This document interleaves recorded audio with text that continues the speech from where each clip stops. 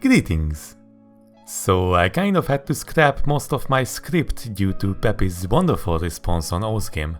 In a nutshell, I would have talked about how the punishments should have lined up with the misdeeds, so shitposters should get a silence and not a ban, etc. However, since Peppy is willing to revert any restriction placed due to death threats, this issue is pretty much fixed for now.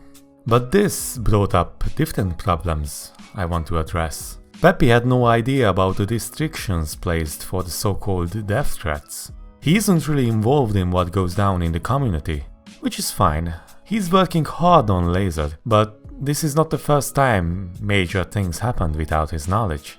The main problem isn't that Peppy is a little bit detached from the community, although it would be nice if he got a 5-minute briefing every week on the major community issues. But that people in power often act differently than how he would in full knowledge of the situation. Often, there is a disconnect between Peppy, the so-called staff, which includes everyone from the BNs to the community management, and the community itself as well.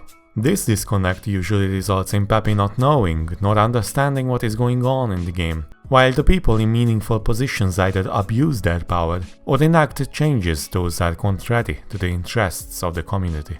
The biggest loser of this is the community, as the only meaningful way we could make changes is by engaging in the Marxist power struggle simulator by taking on one of the roles that grants certain powers, especially so in mapping.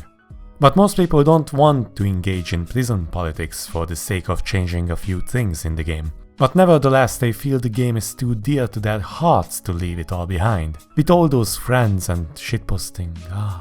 Whether these changes are the new additions to the rank section, or some changes in the restriction policies, the vast majority of the players have no real way to influence any of these. Some of the overreactions we can observe on Ozgame or on different platforms are due to the community's inability to influence these changes.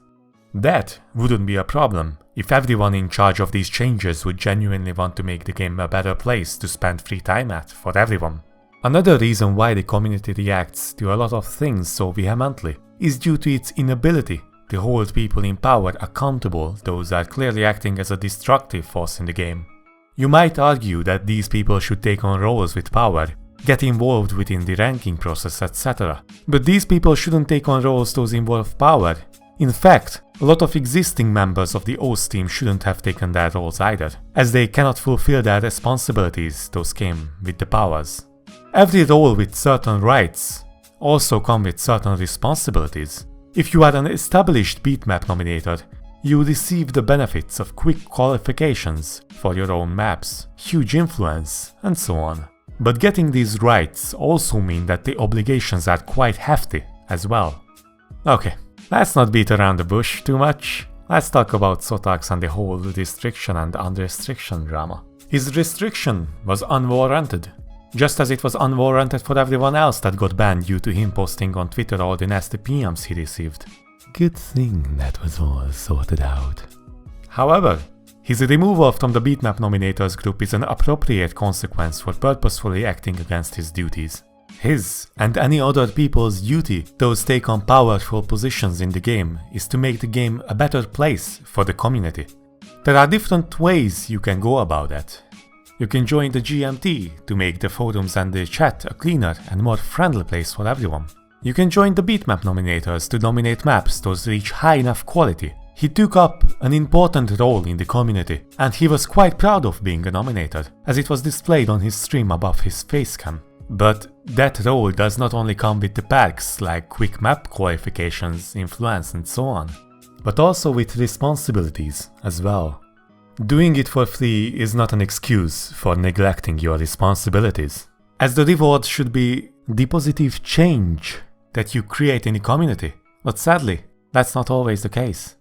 For some mappers, ranking their maps is the equivalent of a player getting a high PP score. The only purpose of these mass-produced ranked maps is to provide the mapper a temporary high. Ranking maps shouldn't be about that. It should be just an added bonus on top of creating something that the mappers would want to share with everyone, proudly.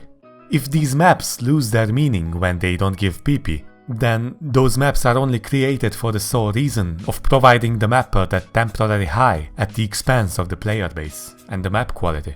Speed ranking wouldn't be an issue if this wasn't an issue. After all, why should a mapper go through all the hoops of ranking their maps when they genuinely put their souls and heart into making them, and it reaches a quality far above the average ranked map? But anyway, the previously stated problem has long been an issue with previous mappers, but Sotarks wasn't so clever about it and didn't hide his intentions. Quite the opposite. By breaking his responsibilities towards the community in such a brazen manner, the reaction by the masses is nothing surprising. You just don't get away with pissing the community off so much that your restriction on Ozgame gets 2k upvotes and 3 golds in 9 hours. A while back, Irreversible got kicked from the QAT after mocking a map made for ranked by another mapper. Even if I don't agree with the decision, he had the responsibilities as a QAT, which was just as extensive as his extra rights. By making fun of a less experienced mapper, he broke his responsibilities, which came at the cost of his extra rights. Just like Irreversible, Sotarks took on some responsibilities along the extra rights when he joined the Beatmap Nominators group. I have written up quite a lot of stuff about hypocrisy, irony, and how being a cunt towards the community will result in them being ruthless cunts to you as well, but since the restriction is not an issue anymore, let's just proceed to a good old classic. But Verito! He's creating free content for the game. You should be grateful, and if you don't like his mapping, just don't play them. If it was that easy, the community wouldn't feel so strongly against it. As I have said in many of my different videos, low quality PP maps cannot be ignored in a highly competitive game, right?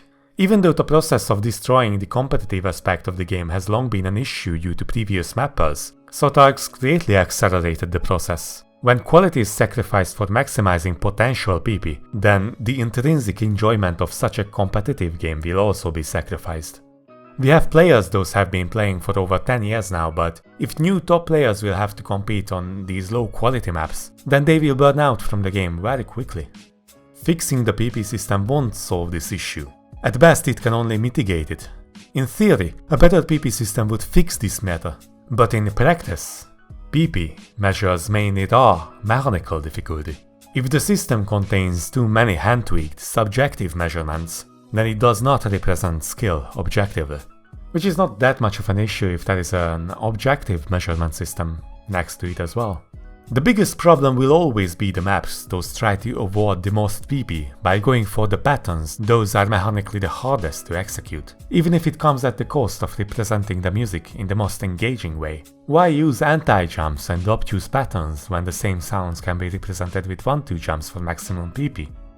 Going full anime will always exist, even if those 1-2 jumps are nerfed to the ground. The only difference will be the pattern that replaces the 1-2 jumps, which will be used 95% of the times.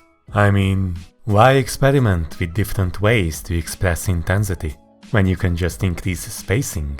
It would only waste time after all from ranking new maps. That would get you that sweet, sweet high, am I right? Okay, I think that's all for now. I really don't want to make any more videos on this specific drama, or really, drama in general. But if some of the comments come up with an argument I fail to address, then I guess I'll have no choice. I think it is very important to look at these issues objectively, and not succumb to the mob mentality, but also to not get too vulnerable about the reactions either. For every reaction, there is a counter-reaction, and humans are no different from that. By brazenly undermining the game's intrinsic enjoyment, Sotarks, and many other mappers, are breaking their responsibilities that came when they took on their power. Are people overreacting? Yeah, obviously. Masses will always act like masses, but posting preachy stuff on Twitter about how everyone should get along is not going to change that. The only thing that could have prevented this was dealing with the issue before it got to this point. The system failed the community by not being able to filter out the elements it vehemently rejected. Then it just exploded. That is the consequence of being so provocative for so long and breaking the responsibilities those came with the extra power. This is not a pleasant situation, But if people don't experience the consequences of their actions, nothing will prevent them from acting like selfish douches. Some of you might say that Oath is just a silly circle clicking game, but you wouldn't have watched this entire video if you really thought that, now would you?